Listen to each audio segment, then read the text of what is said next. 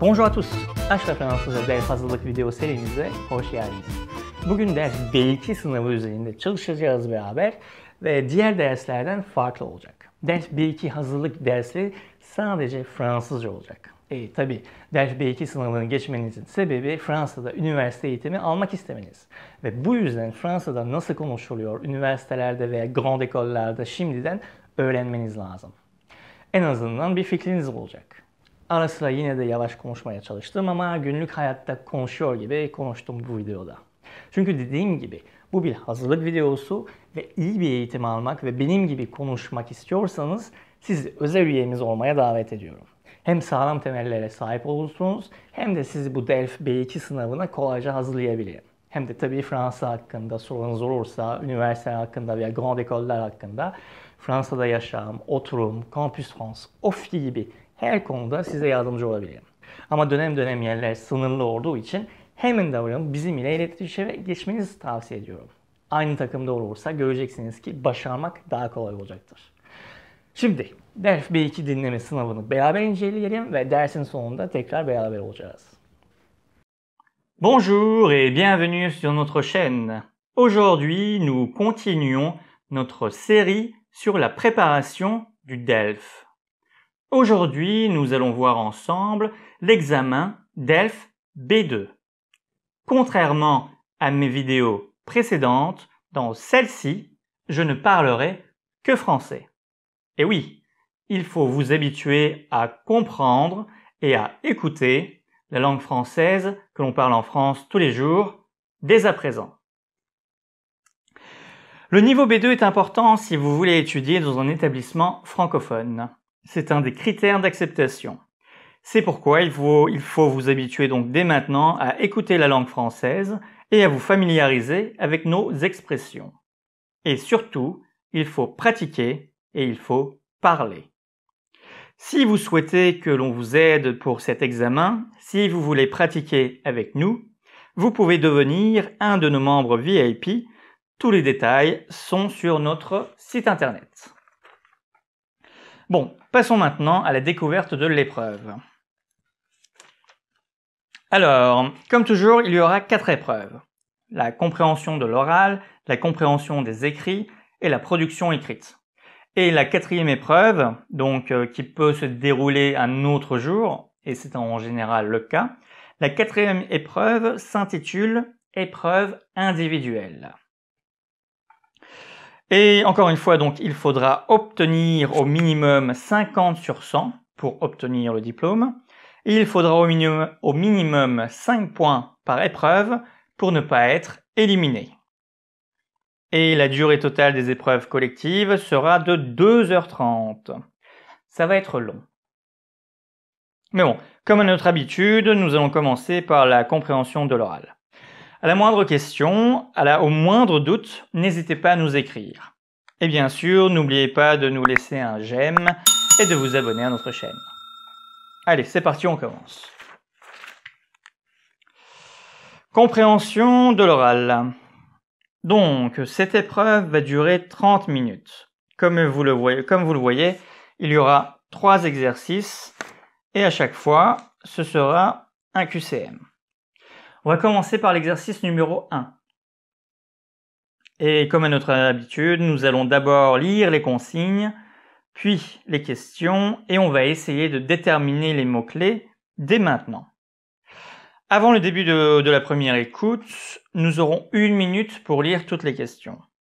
Mais comme nous faisons une préparation, nous pouvons prendre un peu plus de temps. Donc, vous allez écouter plusieurs documents. Avant chaque écoute, vous entendez le son suivant. Pour répondre aux questions, cochez la bonne réponse. Très bien, donc vous allez écouter 2 fois un document, vous écoutez une émission à la radio, lisez les questions, écoutez le document, puis répondez.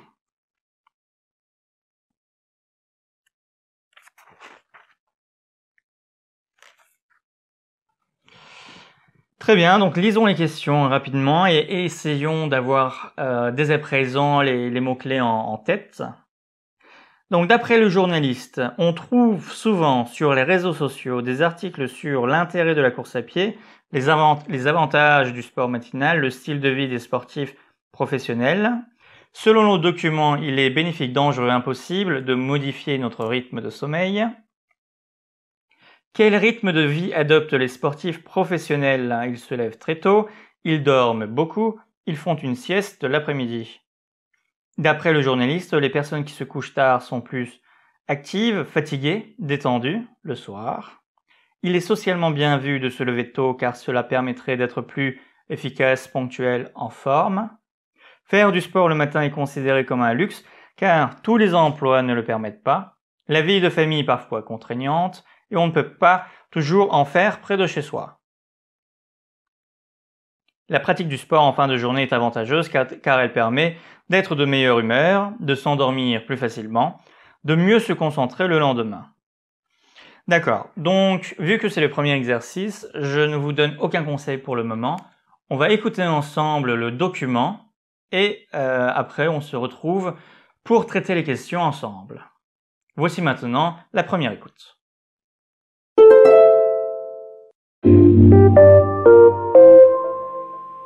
Se lever tôt le matin pour aller courir ou faire de la gymnastique est devenu un véritable phénomène de mode. Mais ce nouveau mode de vie, on va le voir avec vous, Caroline Raymond, n'est pas bon pour tout le monde. Oui, sur les réseaux sociaux, on trouve beaucoup d'articles sur les bienfaits d'une activité sportive au saut du lit et pourquoi nous devrions tous adopter ce style de vie. Les photos de coureurs au lever du soleil se multiplient, tout comme les témoignages de ceux qui se sentent plus productifs et plus heureux après avoir fait du sport en tout début de journée. Alors, se lever tôt pour profiter d'un moment à soi, ça semble séduisant, non? Oui, faire du sport le matin serait bon pour le sommeil, pour le moral. C'est aussi un excellent anti-stress. Cela dit, ce mode de vie n'est pas accessible à tous. Oui, parce qu'on n'est pas tous égaux devant le sommeil. Eh oui, les rythmes de sommeil sont très différents d'une personne à l'autre. On ne peut pas les bouleverser sans danger. Notre rythme biologique est génétiquement programmé. Notre marge de manœuvre pour adapter notre sommeil est très réduite. Pour 20% de la population, se lever tôt peut être une véritable torture et provoquer des troubles du sommeil. Et les sportifs de haut niveau, Caroline, ils se lèvent aussitôt que ça pour s'entraîner? Alors, non, pas forcément, parce que eux, ils ont du temps pour s'entraîner. Et ce sont plutôt de gros dormeurs. Ils ont besoin de plus de 9 heures de sommeil pour se sentir bien. Dormir n'est pas un signe de paresse. C'est une phase indispensable pour la récupération. Et donc, la prévention des blessures. Et puis, le matin n'est pas forcément le moment le plus productif. Une étude a démontré que les personnes qui se lèvent tôt sont les plus performantes vers midi, alors que ceux qui se couchent tard atteignent leur moment de pleine forme vers 20 heures le soir. Se lever tôt répond plutôt à une norme sociale. Il faut que les personnes soient performantes dans tous les secteurs de leur vie, professionnelle, familiale ou sportive. Arriver au bureau en ayant déjà fait 1 heure de course à pied, eh bien, ça vous donne une supériorité psychologique sur les collègues qui se lèvent plus tard. Donc, les personnes qui se lèvent tard ne doivent pas forcer leur nature et s'obliger à se lever tôt? Eh bien oui, il n'y a pas de raison de culpabiliser lorsque les réveils le matin sont difficiles. Il ne faut pas oublier que la pratique matinale du sport est un luxe. Ceux qui travaillent très tôt ou ceux qui travaillent de nuit sont exclus de ce mode de vie. Et puis, faire du sport en fin de journée, c'est aussi avantageux. Faire du sport en soirée est une activité de relaxation qui peut agir sur la qualité du sommeil. Il faut donc adapter la pratique de son sport à ses besoins. Le pire choix, finalement, ce serait de rien faire du tout.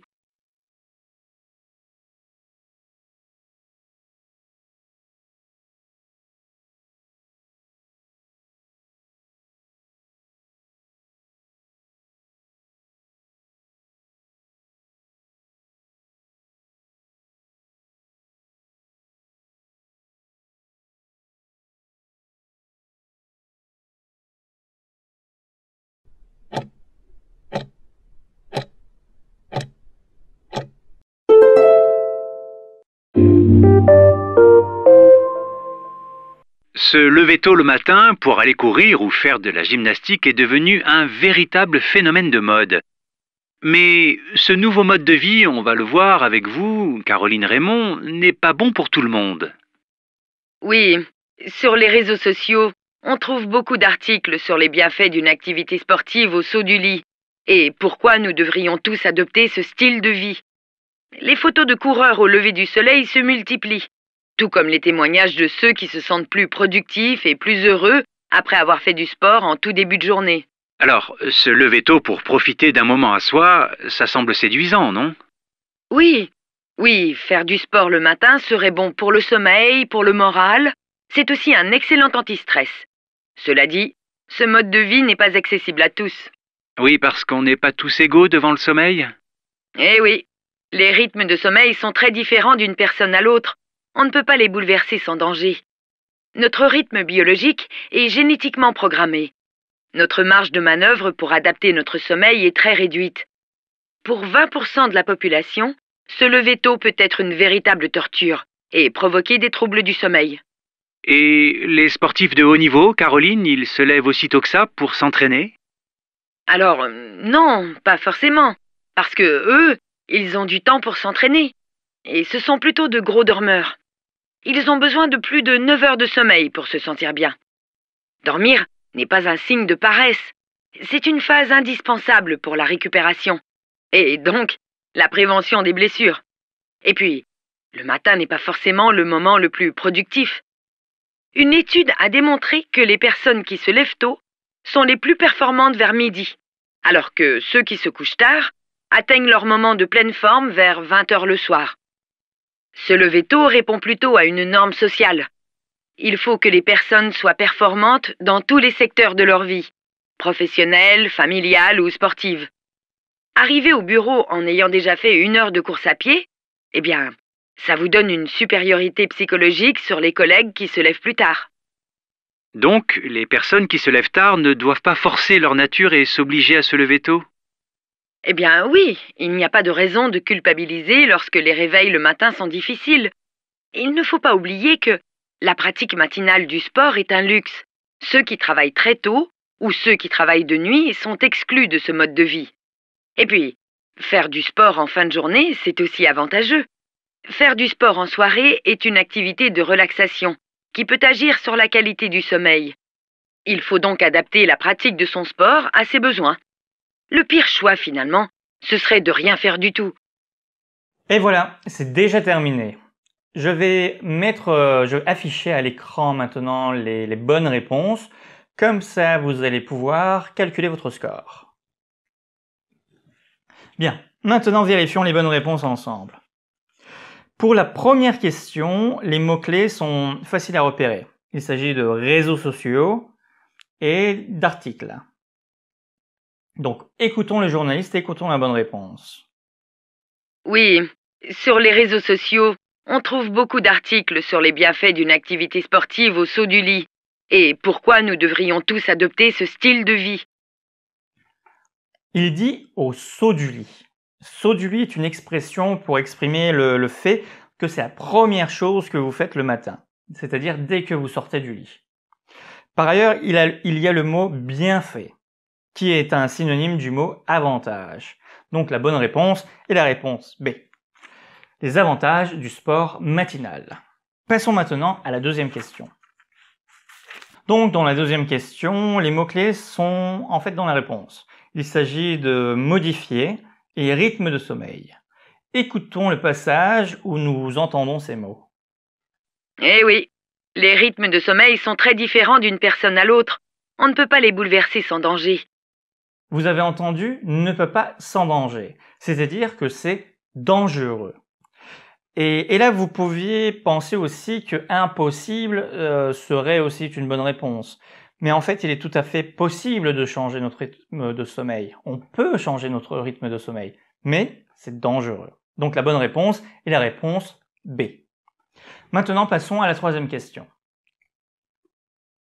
Donc dans la troisième question, encore une fois, les mots-clés sont rythme de vie, sont sportifs professionnels, et écoutons le passage où ils font référence à ces mots-clés. Alors, non, pas forcément, parce que eux, ils ont du temps pour s'entraîner, et ce sont plutôt de gros dormeurs. Ils ont besoin de plus de 9 heures de sommeil pour se sentir bien. Donc là, on peut éliminer « ils se lèvent très tôt », car on entend Pas forcément. L'expression gros dormeur veut dire que quelqu'un dort beaucoup. Mettre l'adjectif gros devant un autre nom veut dire que la personne fait la chose exagérément. Par exemple, un gros mangeur, c'est quelqu'un qui mange beaucoup. Donc la bonne réponse est la réponse B. La quatrième question. Les mots-clés sont couche-tard et le soir. Écoutons le passage où l'on entend ces mots. Une étude a démontré que les personnes qui se lèvent tôt sont les plus performantes vers midi, alors que ceux qui se couchent tard atteignent leur moment de pleine forme vers 20 heures le soir. Donc, si le soir, les personnes qui se touchent tard sont en pleine forme, cela signifie qu'elles sont actives. Et elles ne sont pas fatiguées, elles ne sont pas détendues, c'est-à-dire relax non plus. Donc la bonne réponse, c'est la réponse A. Si vous pensez que je vais vite, s'il y a des choses que vous ne comprenez pas, n'hésitez pas à me les écrire en commentaire, je répondrai à vos questions en détail. Mais pour l'instant, passons à la question suivante. Question 5. Les mots-clés sont socialement, se lever tôt, permettre, être plus. Écoutons le passage où l'on reconnaît ces mots. Se lever tôt répond plutôt à une norme sociale. Il faut que les personnes soient performantes dans tous les secteurs de leur vie, professionnelle, familiale ou sportive. Performante est un synonyme d'efficace. Vous pouvez penser que l'on aurait pu écrire en forme, car après tout, c'est un synonyme aussi. Mais voilà, le niveau B2 est fait pour vous piéger, car dans le texte, on entend performante dans tous les secteurs de leur vie professionnelle, familiale ou sportive. On parle de secteur. On peut être efficace dans un secteur, mais on ne dit pas en forme dans un secteur. La nuance est très petite, mais elle est là quand même. D'ailleurs, regardez cette question, elle est sur 0,5 points. Donc, il vous piège, mais il reste sympa quand même. Passons à la question 6. Les mots-clés sont faire du sport, matin, luxe et car. Car est important, car il répond à la question pourquoi. Ainsi, on peut reformuler la question comme pourquoi faire du sport le matin est considéré comme un luxe. Écoutons la réponse. Il ne faut pas oublier que la pratique matinale du sport est un luxe. Ceux qui travaillent très tôt ou ceux qui travaillent de nuit sont exclus de ce mode de vie. Donc c'est un luxe parce que tout le monde ne peut pas faire de sport le matin. Il y a des personnes qui travaillent la nuit et des personnes qui travaillent très tôt. Donc la bonne réponse est la réponse A. Tous les emplois ne le permettent pas. C'est intéressant, vous avez remarqué, la question est assez facile et c'est celle qui rapporte le plus de points. La précédente était compliquée et ne rapportait pas beaucoup de points. Donc, restez motivés même si vous pensez que vous avez mal répondu à certaines questions. Et d'ailleurs, comme personne ne vous enlève de points pour les mauvaises réponses, n'hésitez pas à répondre au pif, c'est-à-dire à répondre au hasard. Vous avez 33% de chance d'avoir la bonne réponse. Donc, ne bloquez jamais. Et voici la dernière question. Les mots-clés sont pratique du sport, fin de journée, avantageuse, car et permet. On peut reformuler comme cela. Pourquoi la pratique du sport en fin de journée est-elle avantageuse? Écoutons la réponse. Et puis, faire du sport en fin de journée, c'est aussi avantageux. Faire du sport en soirée est une activité de relaxation qui peut agir sur la qualité du sommeil. On entend relaxation et qualité du sommeil, donc on peut s'endormir plus facilement. On parle ni d'humeur, ni de concentration. Donc B est la bonne réponse, de s'endormir plus facilement. Et voilà, maintenant l'exercice 1 est terminé. Je vous l'accorde, ce n'était pas simple. Mais voilà, vous êtes au niveau B2 et donc normalement vous devriez être prêt pour de tels exercices.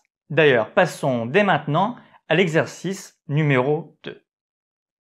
Afin de mieux vous préparer à ce type d'exercice, Je vais lire les questions avec vous et vous dire quelle méthode et quelle technique adopter. C'est parti. Vous allez écouter 2 fois un document. Vous écoutez une émission à la radio, lisez les questions, écoutez le document, puis répondez. Très bien, donc on sait déjà que c'est une émission de radio, ça nous avance. Première question. L'entreprise américaine Google a lancé l'idée d'une nouvelle forme de réunion au travail, manière d'utiliser le bureau, l'organisation du travail à distance. Donc vous voyez, cette première question en fait nous donne déjà le thème du document. Donc dès le début, on sait qu'on va parler du travail, que soit ça va être une organisation du travail, soit ça va être une manière d'utiliser le bureau, ou soit ça va être une forme de réunion au travail. Donc ça va être un rapport avec la vie professionnelle. Deuxième question. Dans l'entreprise Sanofi, la nouvelle organisation concerne. Donc vous voyez, déjà dans la deuxième question, on apprend que le thème, en fait, c'est les nouvelles organisations au travail. Et les réponses, uniquement les chefs et les employés, uniquement les employés. Donc la première question, c'était le thème. Et maintenant, dans la deuxième question, ce sont l'exemple. Donc quand on va écouter l'enregistrement, on saura que dès la première phrase ou le premier paragraphe, ce sera le thème du document. Et dès le second paragraphe, on sait qu'ils vont nous donner un exemple. Et l'exemple, ce sera l'entreprise Sanofi. Troisième question. Quel est l'objectif principal de cette organisation? Limiter le retard et l'absentéisme, améliorer l'utilisation des espaces de travail, créer des salles de réunion supplémentaires. Donc dans cette troisième question, on remarque, donc quand ils demandent quel est l'objectif, on sait que dans l'écoute, ils vont parler des avantages. Donc quel est l'avantage de cette organisation? Est-ce que c'est limiter les retards, l'absentéisme? Est-ce que c'est pour améliorer l'utilisation des espaces de travail? Ou est-ce que c'est pour créer des salles de réunion supplémentaires? Donc les verbes sont très importants. Quatrième question. Du fait de cette organisation, les employés rentrent parfois travailler chez eux, louent des espaces pour travailler tranquillement, organisent leurs rendez-vous à l'extérieur de l'entreprise. Donc là, en fait, ils vont parler des conséquences de cette nouvelle organisation. Qu'est-ce que ça apporte ou complique pour les employés. Donc on va parler des conséquences sur les employés dans cette question. Donc au moment de l'écoute, quand on sent que, ils vont parler des employés et des nouvelles conséquences de cette nouvelle organisation, eh bien on saura qu'on parle de la question numéro 4. Cinquième question. Chez les employés, cette organisation peut entraîner des conflits, être source de fatigue ou diminuer la productivité. Donc, dans la question 5, c'est la mise en pratique de cette nouvelle organisation. Quand on va écouter, ils vont parler des conséquences et tout de suite après, parce qu'on parle encore des employés, donc ce sera dans le même paragraphe, on nous parle de la mise en pratique. Qu'est-ce que ça change concrètement et qu'est-ce que ça implique comme problème? Donc, avantages, conséquences, problème. Sixième question, comment les employés les plus âgés réagissent-ils à ce système? Donc encore une fois, on parle des employés, mais cette fois-ci, ce sera des plus âgés. Donc on va parler de changement en fait, ce que ce changement d'organisation implique pour les personnes les plus âgées.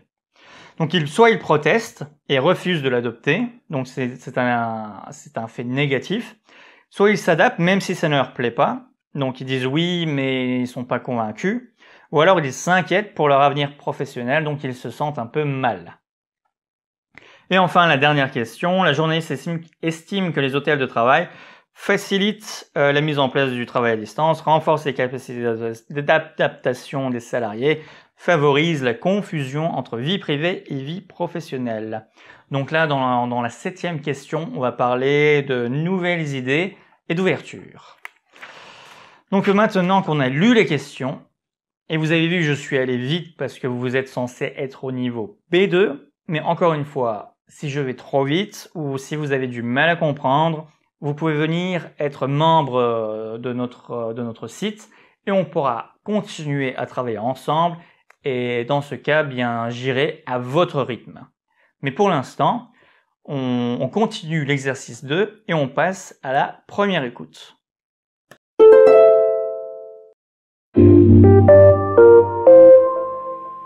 Bonjour Laetitia Saavedra. Bonjour Marc.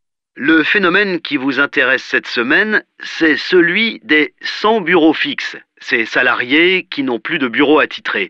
L'entreprise américaine Google a lancé le mouvement il y a quelques années, suivi depuis par plusieurs grands groupes français.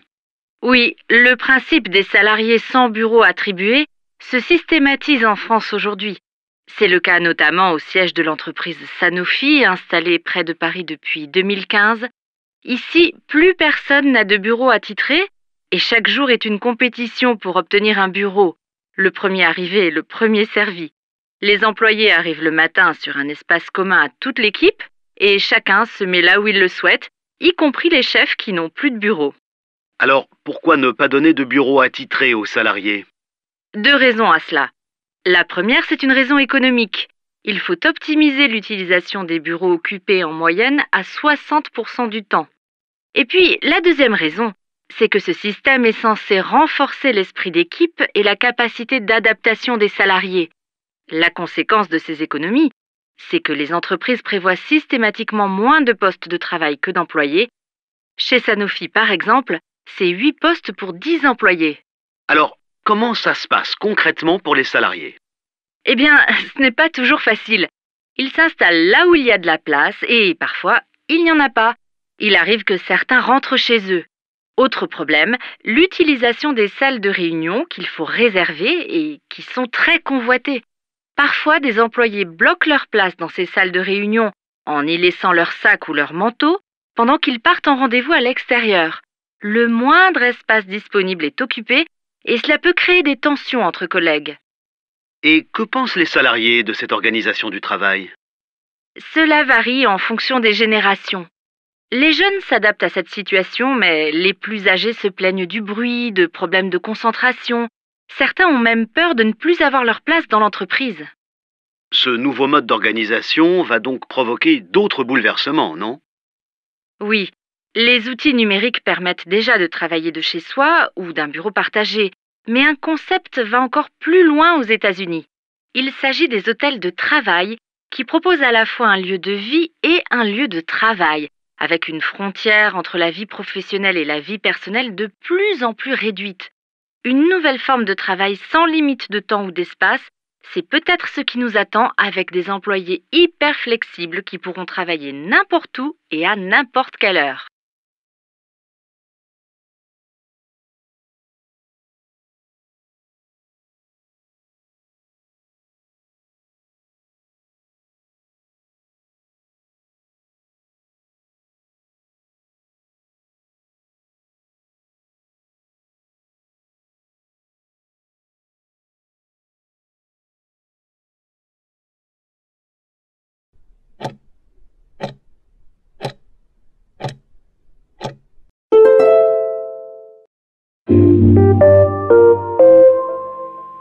Bonjour Laetitia Saavedra.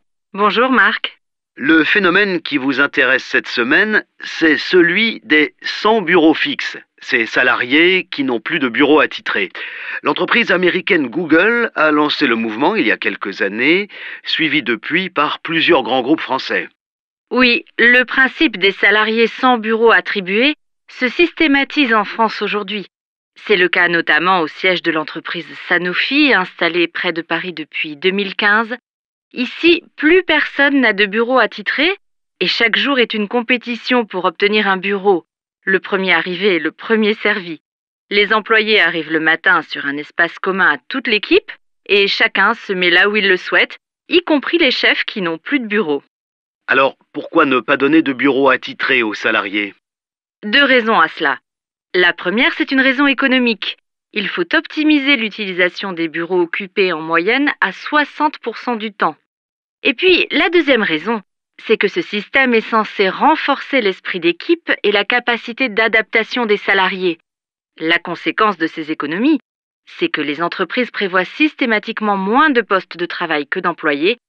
Chez Sanofi, par exemple, c'est 8 postes pour 10 employés. Alors, comment ça se passe concrètement pour les salariés? Eh bien, ce n'est pas toujours facile. Ils s'installent là où il y a de la place et parfois, il n'y en a pas. Il arrive que certains rentrent chez eux. Autre problème, l'utilisation des salles de réunion qu'il faut réserver et qui sont très convoitées. Parfois, des employés bloquent leur place dans ces salles de réunion en y laissant leur sac ou leur manteau pendant qu'ils partent en rendez-vous à l'extérieur. Le moindre espace disponible est occupé et cela peut créer des tensions entre collègues. Et que pensent les salariés de cette organisation du travail? Cela varie en fonction des générations. Les jeunes s'adaptent à cette situation, mais les plus âgés se plaignent du bruit, de problèmes de concentration. Certains ont même peur de ne plus avoir leur place dans l'entreprise. Ce nouveau mode d'organisation va donc provoquer d'autres bouleversements, non?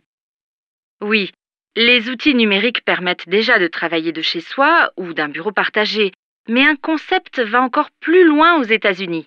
Il s'agit des hôtels de travail qui proposent à la fois un lieu de vie et un lieu de travail, avec une frontière entre la vie professionnelle et la vie personnelle de plus en plus réduite. Une nouvelle forme de travail sans limite de temps ou d'espace, c'est peut-être ce qui nous attend avec des employés hyper flexibles qui pourront travailler n'importe où et à n'importe quelle heure. Et voilà, c'est terminé. Alors, c'était comment? Est-ce que le fait de lire les questions ensemble vous a aidé? Si oui, eh bien, regardons votre score maintenant. J'affiche à l'écran les bonnes réponses. Comme cela, vous pouvez calculer votre score. Très bien. Maintenant, regardons les détails ensemble. Donc, la première question est très importante et elle nous donne le thème du document. Elle est également très difficile. C'est pour cela qu'elle est notée sur 0,5 points. En fait, je dis que c'est pour cela qu'elle est notée sur 0,5, mais j'en sais rien du tout. C'est peut-être un hasard, c'est peut-être fait exprès. Je ne sais pas, mais c'est ma théorie. Plus la question sera difficile, et moins vous aurez de points à gagner. Mais c'est une théorie. Ça se trouve, c'est totalement faux, mais c'est ce que j'ai remarqué dans les 2 premiers exercices. Peut-être que le 3e sera différent. Très bien. Donc, on avait fait le travail de lecture avant, donc maintenant, écoutons directement la bonne réponse. C'est celui des sans bureaux fixes, ces salariés qui n'ont plus de bureau attitré. L'entreprise américaine Google a lancé le mouvement il y a quelques années. Bien, la difficulté ici, c'est que le mot Google vient à la fin. Mais on entend 2 fois le mot bureau. Donc, sans bureau fixe, plus de bureau attitré. Donc, on peut éliminer réunion, mais on peut penser qu'il parle du travail à distance. Mais il dit, ces salariés qui n'ont plus de bureau attitré. Attitré, il y a titre dedans. C'est un mot compliqué, je vous l'accorde, mais ça veut dire que ça lui appartient. Il y a son nom dessus. Attitré, ça veut dire qu'il y a son nom, son titre dessus. C'est réservé pour lui ou pour elle. Donc on parle de travail sur place et non à distance. Donc la bonne réponse est la réponse numéro B. Et la réponse B a lancé l'idée d'une nouvelle manière d'utiliser les bureaux. Passons à la question 2. Dans la deuxième question, donc on voit que dans la réponse, il y a les mots uniquement, chef et employé. Et on parle de Sanofi. Écoutons la réponse. Les employés arrivent le matin sur un espace commun à toute l'équipe et chacun se met là où il le souhaite, y compris les chefs qui n'ont plus de bureau. Y compris, c'est le synonyme du mot aussi. Donc ce sont les employés et les chefs. La bonne réponse est la réponse B. Passons maintenant à la 3e question.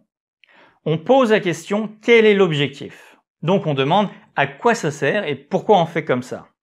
Le journaliste pose cette question. Écoutez. Alors, pourquoi ne pas donner de bureau attitré aux salariés? Grâce à cette question, nous savons que nous allons entendre la réponse. Écoutez maintenant l'audio. Alors, pourquoi ne pas donner de bureau attitré aux salariés? 2 raisons à cela. La première, c'est une raison économique. Il faut optimiser l'utilisation des bureaux occupés en moyenne à 60% du temps. Donc il faut optimiser. Optimiser est le synonyme d'améliorer. N'oubliez pas, il n'y a qu'une réponse possible. Il n'y a qu'une seule réponse possible. Donc dès que vous la trouvez, c'est terminé. Vous pouvez passer à la question suivante. Donc on passe à la question numéro 4. On parle des conséquences et regardez les réponses. Elles sont assez négatives. Donc dès qu'on entend une négativité dans le discours, il faut être prêt à écouter la réponse. Écoutez l'enregistrement. Eh bien, ce n'est pas toujours facile. Il s'installe là où il y a de la place et parfois, il n'y en a pas. Il arrive que certains rentrent chez eux. Et il nous donne directement la réponse de toute manière. La réponse est la réponse A. Rentrent parfois travailler chez eux. Question numéro 5. Encore de la négativité. Écoutez. Le moindre espace disponible est occupé et cela peut créer des tensions entre collègues. Et cela peut créer des tensions entre collègues. Créer des tensions est synonyme de conflit. Donc, la bonne réponse est la réponse A. Entraîner des conflits. Passons à la 6e question. On parle des personnes âgées. Écoutons. Cela varie en fonction des générations. Les jeunes s'adaptent à cette situation, mais les plus âgés se plaignent du bruit, de problèmes de concentration. Certains ont même peur de ne plus avoir leur place dans l'entreprise. Peur de ne plus avoir leur place dans l'entreprise. De ne plus avoir leur place dans l'entreprise. On parle au futur. Donc la réponse C convient. Les deux autres étant surtout au présent. Et par ailleurs, ils parlent de leur avenir professionnel. Et oui, peut-être qu'ils vont devoir laisser la place aux jeunes qui s'adaptent plus vite. Donc la bonne réponse est la réponse C. Ils s'inquiètent pour leur avenir professionnel. Passons à la dernière question. Elle est très importante car elle vaut 2,5 points. Les mots-clés sont hôtel de travail. Écoutons la réponse. Il s'agit des hôtels de travail qui proposent à la fois un lieu de vie et un lieu de travail, avec une frontière entre la vie professionnelle et la vie personnelle de plus en plus réduite. Donc, si la frontière est réduite, cela veut dire qu'il y a confusion. On ne sait plus où est la limite entre vie privée et vie professionnelle. Donc la bonne réponse est la réponse C. Favorise la confusion entre vie privée et vie professionnelle. Et voilà, nous avons terminé l'exercice 2. Parfois je vais vite, parfois je vais lentement, c'est parce que je ne connais pas votre niveau. Donc, afin de m'aider à mieux faire mes vidéos, n'hésitez pas à partager avec moi vos suggestions. Dites-moi comment je peux faire mieux. Et si vous aimez ce que je suis en train de faire, n'hésitez pas à liker cette vidéo et à écrire un petit commentaire sympa que je lirai avec plaisir. Mais en attendant, passons à l'exercice numéro 3. L'exercice 3 est différent des deux autres parce qu'il n'y aura qu'une seule écoute. Et oui, lisez, vous allez écouter une fois 3 documents. Et ça va aller vite, parce qu'il n'y aura que 20 secondes de pause avant de passer au document suivant. C'est donc un exercice de rapidité. Préparez vos stylos et on commence par lire les questions. Entre la fin du premier document et le document suivant, il y aura donc 35 secondes. Donc nous avons 35 secondes pour lire les questions. Allez, c'est parti. Lisons les questions. Qu'est-ce qu'on constate dans l'évolution de la presse jeunesse actuellement? Il y a plus de titres pour tous les âges, il y a plus de magazines de divertissement, il y a plus d'importance donnée à l'information. Regardez les réponses. Il y a plus de, il y a plus de, il y a plus de. Donc on doit se demander qu'est-ce qu'il y a de plus. Et on parle d'évolution. Donc il y aura un rapport avec le passé et la situation d'aujourd'hui. Est-ce que l'on va parler du nombre de la presse jeunesse pour chaque âge? Est-ce que l'on va parler du nombre des magazines de divertissement? Ou alors va-t-on parler de l'importance donnée à l'information? Vous avez remarqué, il y a 2 questions qui portent sur le nombre et la troisième est différente. Ça, c'est intéressant. La deuxième question, selon Elisa Modé, les nouveaux types de magazines vont encourager l'écriture, promouvoir la lecture, favoriser la réflexion sur l'actualité chez les jeunes. Donc, dans la deuxième question, on lit selon. Donc on va entendre je pense ou alors je trouve. Enfin, elle va donner sa propre opinion. Donc, soyez prêts dès que vous sentez qu'elle va donner son propre avis. Et elle va parler des jeunes. Mais par rapport à quoi? À l'écriture, à la lecture ou alors à la réflexion sur l'actualité. Encore une fois, il y a 2 réponses qui se ressemblent, écriture et lecture, et la troisième qui est différente. Vous voyez, sans même écouter l'audio, j'ai déjà une idée des bonnes réponses. Bon, c'est une vidéo de préparation et je vous ai donné la technique pour le document 1. Maintenant, je vais lire rapidement les 2 autres documents et je vais lancer l'audio. Document 2. Lisez les questions, écoutez le document, puis répondez. Pour l'intervenant, les jeux de société permettent d'être plus efficace au travail, plus proche des autres, plus calme au quotidien.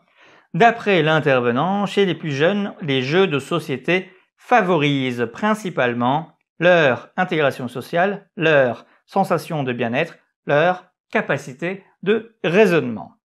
Document 3. Lisez les questions, écoutez le document, puis répondez. Selon l'intervenante, un robot émotionnel est capable d'interpréter les émotions, de provoquer des émotions, de manifester des émotions. Dans quel domaine les robots sont-ils bénéfiques pour les enfants? La mobilité, l'apprentissage, la communication. Très bien, nous avons lu les questions ensemble. Maintenant, je lance l'audio et on se retrouve tout de suite après.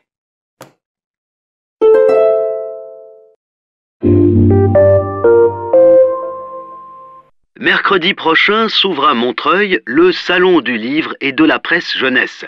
C'est donc l'occasion pour nous de vous faire découvrir un projet destiné aux jeunes. Écoutons Elsa Maudet. Elle est journaliste à Libération, où elle a cofondé il y a 2 ans Le Petit Libé, une version hebdomadaire du quotidien consacrée aux 7-12 ans. J'ai l'impression que la presse jeunesse est en plein développement, car jusqu'à maintenant, on n'avait que les magazines de divertissement habituels, qui sont là depuis 20 ans et qui font très bien leur travail, mais qui étaient un peu tout seuls, on va dire.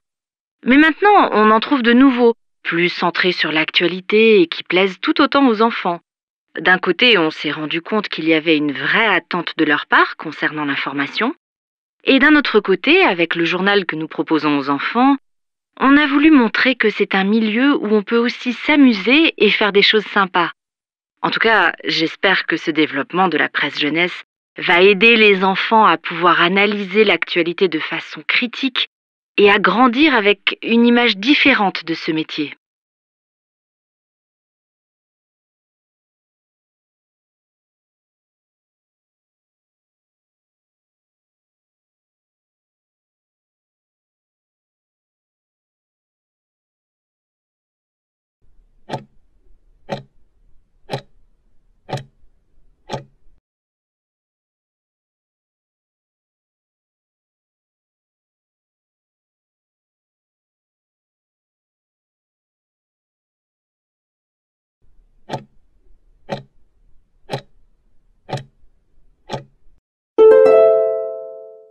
Malgré le succès grandissant des jeux vidéo, près de 20 millions de jeux de société sont vendus chaque année en France. Ce phénomène est dû au fait que les sociétés modernes ont rendu les individus libres et autonomes, mais elles les ont beaucoup isolés aussi. Les jeux représentent donc un magnifique outil de convivialité et de rencontre. En plus, ils sont aussi un excellent moyen de changer des sorties plus classiques au cinéma ou des soirées passées à regarder la télévision, par exemple. On va davantage vers les autres. Il y a même des jeux où vous serez amené à jouer le rôle de quelqu'un d'autre. Cela permet de découvrir d'autres aspects de votre caractère. D'autre part, je suis absolument convaincu que le jeu a des effets bénéfiques considérables. En plus du plaisir qu'on prend à jouer sur le moment, il fait travailler la mémoire et montre que même quand on est en difficulté, on peut gagner. Enfin, j'encourage les adultes à offrir des jeux de société aux enfants. De nos jours, il en existe pour tous les âges et pour tous les goûts. Cette activité les aide à développer leur logique, notamment avec les jeux de stratégie, et grâce à cela, ils apprennent à réfléchir différemment.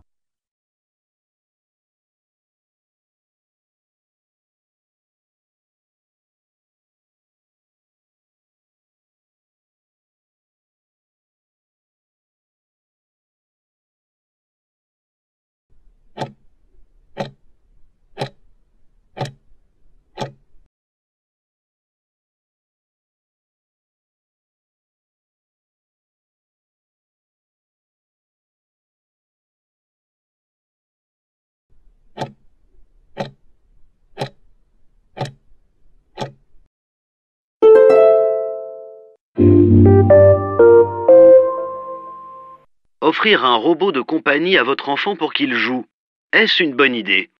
Sophie Becherel nous aide à répondre à cette question.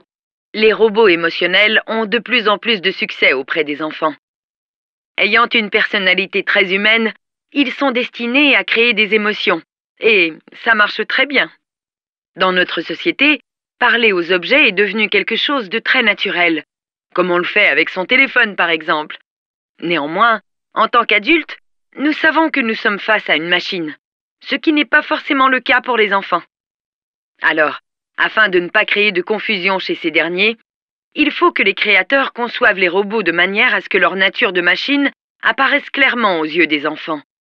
En effet, bien que ces robots soient de plus en plus autonomes et qu'ils puissent dire « je t'aime », ils ne sont pas capables de ressentir, car ils ne sont que des objets programmés par des informaticiens.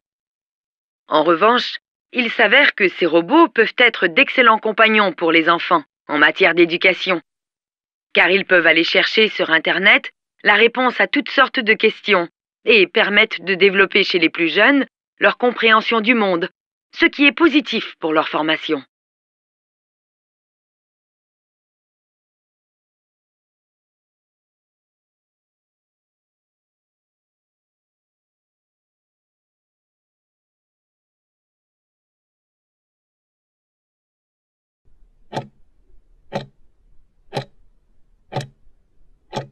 L'épreuve de compréhension de l'oral est terminée.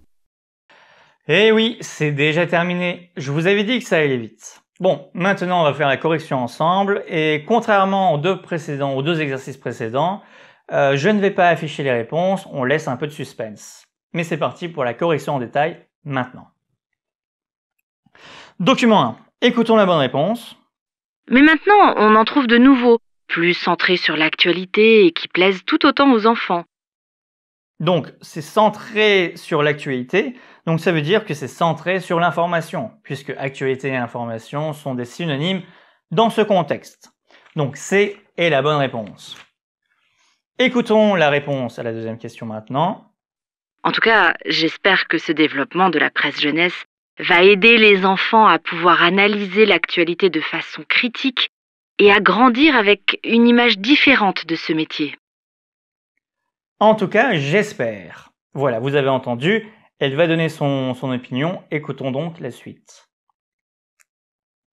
Analyser l'actualité de façon critique. Donc, être critique, ça veut dire réfléchir.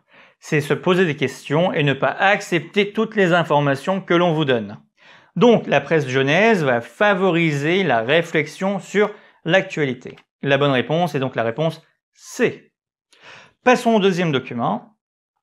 Donc, je ne vous avais pas aidé pour ce document, mais je vais le faire maintenant. Regardez les réponses, elles se ressemblent. Donc, que font les jeux de société?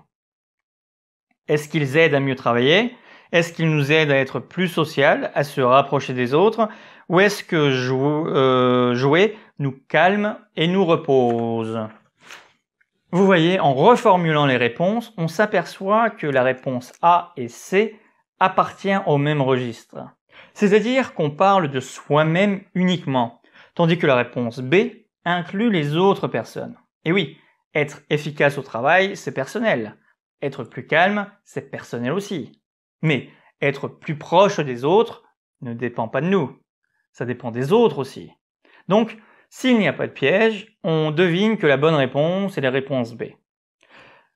On s'arrête un peu pour que je vous explique. Il n'y aura qu'une seule écoute, donc ça va aller très vite. Donc, en lisant les réponses, essayez de déterminer laquelle est différente des deux autres et pariez sur celle-là. Que votre stylo soit prêt à cocher la case dès que vous entendez la confirmation. Encore une fois, DELF B2 n'est qu'un examen. Si vous avez 50 sur 100, vous passez. Ce n'est pas un concours et ils ne prennent pas que les meilleurs. Donc, en général, il n'y a pas trop de pièges. Surtout qu'il n'y aura qu'une seule écoute. Donc, en pariant sur une bonne réponse, de 33%, vous augmentez vos chances à 50%. Et oui, si la réponse sur laquelle vous avez parié ne marche pas, alors il ne vous reste plus que 2 chances. Par exemple, pour cette question, je parie sur la réponse B, parce qu'elle est différente des deux autres. Pendant l'écoute, je reste concentré sur mon pari. Et si j'entends la confirmation, je coche et j'ai gagné. Mais si l'audio me contredit, alors j'ai le choix entre A et C. Donc, il me reste 50% de chance d'avoir juste. Et comme il n'y a pas de note négative, Comme on ne retire pas de points pour la mauvaise réponse, vous pouvez répondre au hasard. C'est une technique parmi d'autres, bien sûr. Moi, je suis là pour vous faire réussir cet examen, car même avec un diplôme B2, vous allez avoir du mal à parler comme un Français. Il faudra encore travailler, il faudra encore pratiquer. Mais pour l'instant, notre but, c'est de réussir cet examen. D'ailleurs, si vous souhaitez comprendre et parler français comme un Français, je vous invite dès maintenant à devenir notre membre VIP. Non seulement vous allez être prêt pour cet examen du DEF, que ce soit A1, A2, B1 ou B2, mais aussi vous allez être prêt pour comprendre et parler le français que l'on parle tous les jours en France. La seule chose qu'il vous reste à faire, c'est d'être un membre VIP de notre site. Et d'ailleurs, en le visitant, vous allez avoir accès à tous les détails. Mais pour l'instant, continuons notre exercice. Donc, on parie sur la réponse B et écoutez la réponse. Mais elles les ont beaucoup isolées aussi. Les jeux représentent donc un magnifique outil de convivialité et de rencontre. Ça dit dans un environnement convivial. Convivial. Cela veut dire que nous sommes proches des autres. Donc, on a gagné notre pari, la bonne réponse est la réponse B. Et c'est pareil pour la quatrième question. Regardez les réponses. On a intégration sociale, sensation de bien-être et capacité de raisonnement. Les réponses intégration sociale et sensation de bien-être sont proches l'une de l'autre. Car quand on est intégré socialement, en général, on se sent bien. Capacité de raisonnement n'a aucun rapport avec les deux autres réponses. Donc, je parie sur la réponse C. Écoutons la bonne réponse. Cette activité les aide à développer leur logique, notamment avec les jeux de stratégie, et grâce à cela, ils apprennent à réfléchir différemment. Réfléchir différemment. Ça veut dire, cela concerne la capacité de raisonnement. Donc, on a encore gagné notre pari et nous pouvons passer au document numéro 3. Donc, dans les réponses, le point commun est émotion. Ce qui est important, c'est de connaître les émotions, interpréter, provoquer ou manifester. Les mots sont très proches les uns des autres. C'est un exercice difficile, oui. Le document 3 et surtout cette première question est assez difficile. Mais bon, il faut reformuler très vite. Interpréter, c'est comprendre, provoquer, c'est créer, et manifester, c'est montrer. Donc, seul provoquer est extérieur. C'est faire. Interpréter, c'est faire, et manifester, c'est faire aussi. Donc, je parie sur provoquer des émotions, et écoutons la réponse. Ayant une personnalité très humaine, ils sont destinés à créer des émotions. Et ça marche très bien. Comme je l'ai dit, créer, c'est provoquer, donc B est la bonne réponse. Et encore une fois, grâce à cette technique, nous avons trouvé la bonne réponse. Mais cette technique, c'est ma technique. Vous pouvez l'utiliser ou en utiliser une autre. Comme il n'y a qu'une seule écoute, il faut être prêt à trouver la bonne réponse tout de suite.